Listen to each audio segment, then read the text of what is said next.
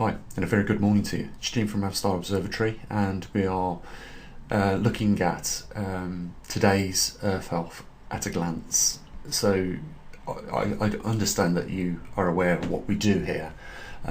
We've got CO2 equipment, oxygen sensors, and on or average every week we pull out all the equipment and take some readings. It's like I've said before, this is a tool for you guys, and we've got an archive. The reason for it is that if you've got a particular interest in one of the things that we cover here, like it could be sunspots, geomagnetic field, x-rays, or active volcanoes, or the latest magnitude of earthquake within the last 24 hours, all that data's here for you to look at, including the latest position of the magnetic North Pole. And there it is in the longitude and latitude. It's a tool because it's an archive, and it's gathering data on a lot of things that sometimes come up in the media. If we take CO2, we can see that it's at 429 parts per million, and that has actually gone down over the last couple of months, which is good. But still bad in one respect, that governments around the world are hyping this, that we are responsible for adding extra CO2 into our atmosphere and causing global warming. I don't know where they're collecting their science and information from, but it's completely wrong, because we've looked at the aspect of man's contribution to CO2 and find that it is minuscule. It's not even an amount really that has any influence on the environment or the climate. So why then do they push the alarmism with regards to CO2? Well, you've got to look between the trees to find the wood, haven't you?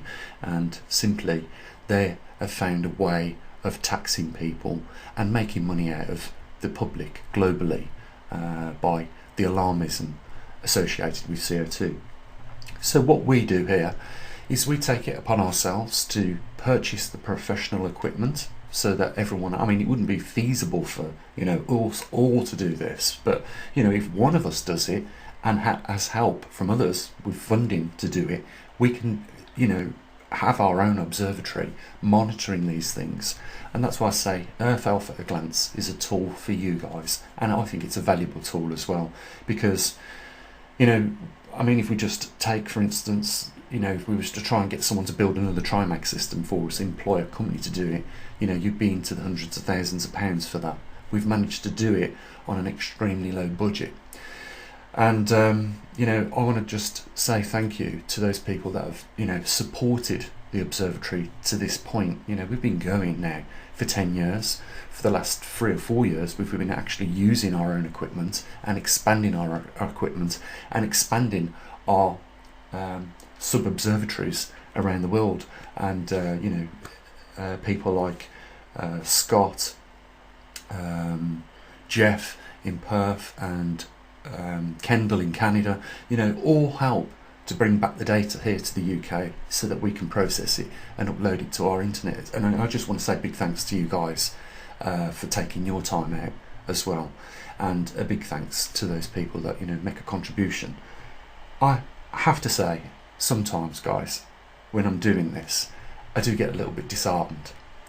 Like right now, 3 days, I think we've managed to raise about £7 in funding for the observatory, and a lot of work. It's not appreciated by everyone. I do understand it is appreciated by a lot of people, but a lot of work goes into this, and I've had to invest a lot of my time, and I would really love to employ someone. I'd really love to be able to rent or purchase a facility where we could move all this stuff out of my home into a proper facility. But the problem is comes down to funding.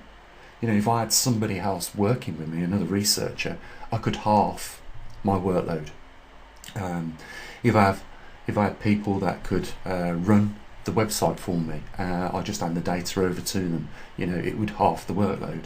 And there's a lot of other things that go on in the background here, like development of electronics, writing programs and stuff like that. So it's quite a lot of stuff to do, and you have to be regularly updating these things to get any sort of credibility. And I also understand something. I want to get onto something else a bit later on, and we'll get to the juicy stuff in a bit. But I just want to give you an idea of what goes on in running an observatory and what it requires.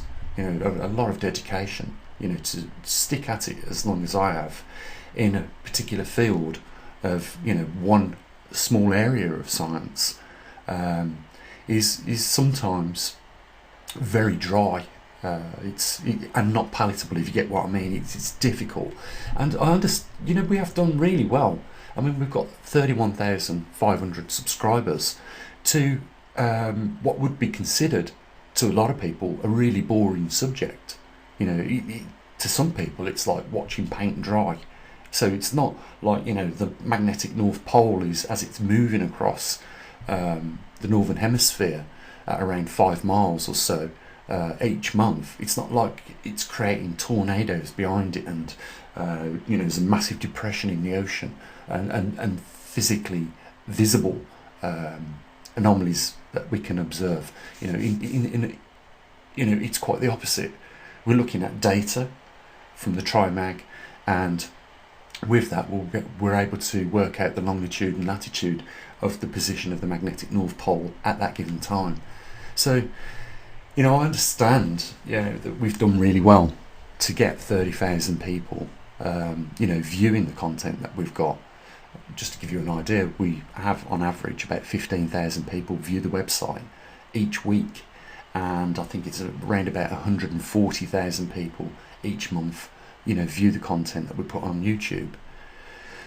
But it would be great if we could raise a bit more money, and I'm doing my bit as well. I want you to know that. I've got another exam. I took another exam a couple of months ago. I've got another exam this month, and if I pass that exam, then I can move into another specific area where I can make a regular income out of that. And that means it takes the pressure off all of us, really, when it comes down to getting the funding for this observatory.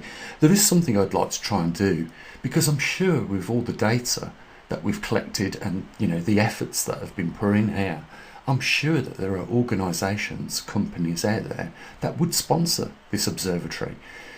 And the only problem is that having the time to contact them and show them what we do requires just time I don't have at the moment. I'm running flat out across a lot of different ranges as it is, and just keeping up to date with what we've got on the budget that we've got is difficult. The reason why we haven't got facilities is we can't afford them. The reason why I can't employ somebody, another researcher, is because we just simply can't afford it. What we raise now almost is barely enough to keep going with what we've got, so it's difficult. Having said that, I'll just quickly go through the data that we've got. So obviously you can see 429 parts per million of CO2 in our atmosphere, with a nice healthy oxygen amount of 20.73, which is standard. There's the latest longitude and latitude of the magnetic North Pole, which was taken on the 17th of last month, and shortly will be updated this month within the next week or so. We've got radiation background count, which only changes marginally.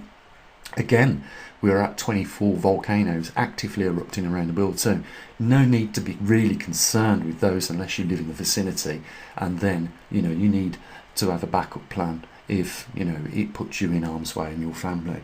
The latest magnitude of earthquake is there. We've got muons per hour per square metre here in the UK at 518, and from Kendall here sent us in on the 5th of this month his readings, which were at 778 muons per hour per square metre. There is no sunspots on the disk. I know that in the last time I done Earth Alpha at a glance, I left it at 2, but there was 0, and it has been updated today to 0 again. So we're still in the solar minimum, obviously, because there is very little activity at the moment with our sun, which is a good thing. The geomagnetic field is quiet, solar X-rays are normal, and obviously we have an unsettled jet stream due to the grand solar minimum shrinking the heliosphere and the Earth going through a magnetic reversal. And that is the Earth Health at a glance for this week. I wanted to talk to you guys about something we can all associate with, what is going on in our world, setting these anomalies on the side. Because I am confident, with the conversations I have with people, that we are aligning ourselves up in right now and in the not too distant future to a real miserable world that we are, by, I suppose, it's not our fault, but it is in one hand and it's not in another. And what I'm talking about is, let me just give you a for instance. And I'm sure you'll associate with this. Here in the UK, I think it was Ofcom have announced that the energy companies are going to have to increase the energy costs by around £130 each year for each individual. So I guess we're all paying for this solar and wind turbine produced energy as a result of this. It could be that these energy companies are just getting greedier and greedier, and no one is really regulating them. So, if there's no regulation, then they're going to do whatever they want. And if that is at the expense of the consumer, then, there's very little we can do unless we start organising ourselves into groups and putting pressure on them. And just, let's just face it. I'm starting to see a lot more electric vehicles on the road, and they're not cheap. In comparison to other cars and hybrids.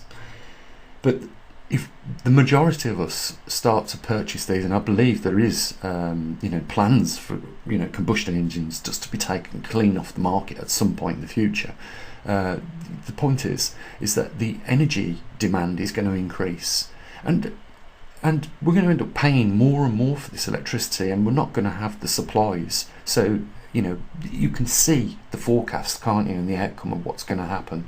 Supply and demand, not enough electricity to supply for the demand, and therefore the costs are going to go up even more. But we're doing it ourselves. We're allowing these companies to produce electricity in these ways. I think at some point they're going to realise that they can't cope, because now there's more demand for energy, and they're going to have to start building more nuclear power plants around the world. I don't have too much hopes for fusion generated electricity, because simply I haven't seen any of these fusion reactors that have been built to date sustain its fusion for longer than a minute. And I think the reason they are building these fusion reactor plants, I know there's a massive one that's getting built somewhere in the world, I can't remember where it was, but it's going to fail. And I think these companies are just, justifying keeping jobs, basically, by building these. And, if you look at the work that Jet Laboratories done, they've done some good work on fusion reactors, but even they haven't been able to sustain it for longer than a minute. And not only that, they're designed to wear out, and they're designed to be serviceable. And I think that even if they do get successful with fusion created energy, it's not going to be feasible. The costs are going to outweigh the actual production, and it's not going to be much better, I don't think, than any other modern way of generating energy, like wind turbines and solar power. The point is, the demand is going to increase, and it's going to increase because of the changing of industries, going from combustion to electricity, power vehicles, and a lot of other things. And that's going to push the demand up, and we're just not going to be able to supply. And that means that only the rich are going to be able to afford these things. There's a lot of things going on around the world which I just as a logical thinker shake my head. I don't understand why we don't have any more unions anymore, because another story I heard this morning was, and this will, I think, alarm you, is that because of the pandemic, people have been working from home, and therefore companies have suggested that they can have a pay decrease, not a pay increase. And when you think about this, the companies don't need the office space anymore, so they're saving on the rent, the rates, and the energy or the electricity there. So they've saved money, yet they still want to take more money off the employees. Yet the employee, when we look at their circumstances, they've had to probably convert one of their rooms so it's suitable for them to work at home. So they've had a loss there. But not only that, they're using their own internet, they're using their own electricity. So instead of them having a pay cut, I believe that it should be the opposite. If a member of any workforce is being asked to work from home, then they should have a pay increase because they're using more of their facilities, not a decrease. This is the greedy world that we live in. Other than that, have you noticed, like I have, food prices have doubled perhaps in the last 18 months? Beef has absolutely gone through the roof. Pork is gotten through the roof. Lamb is so expensive. It's like £25 for one leg, or nearly £30 for one leg of lamb. It's getting really expensive out there. So the cost of living's going up for everybody. The cost of our shopping is going up, and our bills are going up with regards to fuel and energy. The rent is increasing. Property prices here in the UK have gone up 10% in the last 12 months. Despite, everybody getting less, everything else has gone up. And the only thing that isn't going up is wages. And the reason why, a lot of these companies are getting away with it is because there's no unions anymore like there used to be. Because if there was a union involved in this new scandal where the employers are saying you're going to take a pay cut because you're working from home now, they would step in and argue for the employee and say no, they're saving you money because you don't have to pay rates and rent and electricity on the premises or the offices, and therefore you give him a rise by 10% or so. We don't have the unions in place anymore to do this for people. So I think we are aligning ourselves up with a dreadful future as a result of this, just some of the things that we've talked about. And the more we don't have unions, the more we don't have pressure groups. It is just sickening to watch protesters, which we are told in this democracy that we're in, we are entitled to protest, but when we go and protest, we get hit with batons by police, tear gassed and shot with water cannons. And yet they tell us on one hand you can protest because you live in a democracy. So we have human rights, but they're being abused. And they say we live in a democracy, but how can that possibly be if we're told on one hand we have the right to protest and form groups of people that pressure governments and company managers, and when we do that, do exercise those rights, we get beaten back for it. It's and I'm not talking about just things that are related here to the UK. This is everywhere in the world: Canada, Australia, New Zealand, China, Russia, everywhere. The United States and Europe. It's just an alignment to a very dark future for a lot of us. And then we throw in, the climate change and the effects of climate change and the reasons why the climate's changing. It can be almost depressing. We need to work together on a lot of these issues. We need to re-establish our communities and be, participating in them communities to make them more healthier.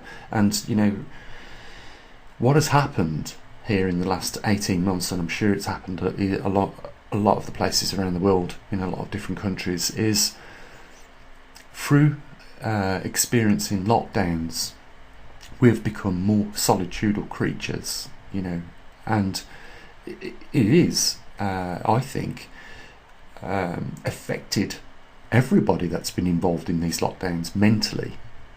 And when you look at statistics that show how much TV has been watched in the last 18 months compared to pre-pandemic crisis times.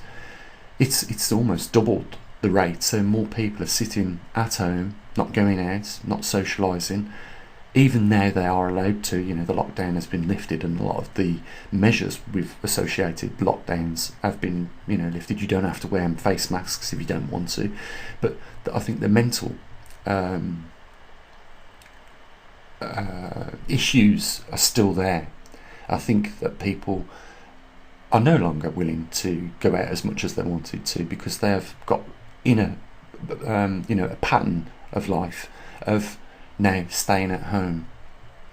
And I hear people, I talk to a lot of people, and they say it's cheaper to stay in and just perhaps go down the local off licence and get a few cans of beer or a bottle of wine and sit in the house with the partner and cook a meal, as opposed to go out to a restaurant, a modest restaurant, and spend £60 on a couple of drinks and a meal for each of you. What's happening is that we used to be people that enjoyed eating beef, lamb, pork, but now we are slowly cutting back those more luxurious meats and eating more chicken. But chicken's going up as well now, the price of chicken. So what we're having to do is make cutbacks all the time. And if we continue this, where we end up, don't you? In the corner, where we cannot possibly move back any more on the expenditure. And that is what we're already seeing. A documentary I watched in Los Angeles, there is 44,000 people displaced and homeless on the streets, and I believe the mayor has just passed a law there to make it illegal for you to be homeless, pretty much. If you're loitering in the streets, if you're camping in the streets, if you're staying on benches, it's illegal. So but where do these homeless people go? There is a lot of people around the world which is on the doorstep of complete bankruptcy. There's a lot of people that if they don't receive that paycheck at the end of the month, they're out. They've lost the property and foreclosures come in. There's a lot of people that are not going to get paid furlough. There's a lot of people that are going to be made redundant here in the UK and elsewhere around the world. And as a logic thinker, as a scientist, you can't help but ask yourself the question, if this information is so freely available, then where are the people that are employed by the taxpayers? And why aren't they doing something about this crisis? Why is it okay for people like Mark Zuckerberg and Elon Musk and Richard Branson and Alan Sugar, why is it okay for them to have tax-free benefits? They're billionaires. How can they operate like that? How can our governments sit by and just watch this happen when the person that works in a restaurant, she's a waitress, or he's a waitress, or he's a chef, or is the lorry driver, part of the logistics of the country? They're taxed by the hour. They're nowhere near as rich as those people I mentioned, but they're the ones that are coughing the bills for everything, and yet these few people are getting away scot-free. How is it that we even live in a world like that? I do ask that question. I'm not going to go on anymore. I think it's time just to mention that, guys, there is a link down there if you want to help support what we do here at the Observatory, and I hope that you feel it is worth supporting. And the link is down there in the description if you want to do that, or become one of our patrons. It's up to you. The links are there. The only other thing to do is just say, as far as the anomalies that are taking place, there's not really anything too much at this point to be overly concerned about. We should be concerned about some of these aspects related to climate change, because we live in a world which is going through, at the moment, a massive transformation. We at the Observatory, when I say we, me at the Observatory, and those people out there in the field that have our equipment out there, are doing our best to keep you informed. And there's a lot more we can do, there really is, but it just requires a few more people to step up to that line and make that conscious effort to help support and keep us funded. And with that, the link's down there. And guys, have an amazing day and look after your loved ones. And I'll say what I usually do. Bye for now.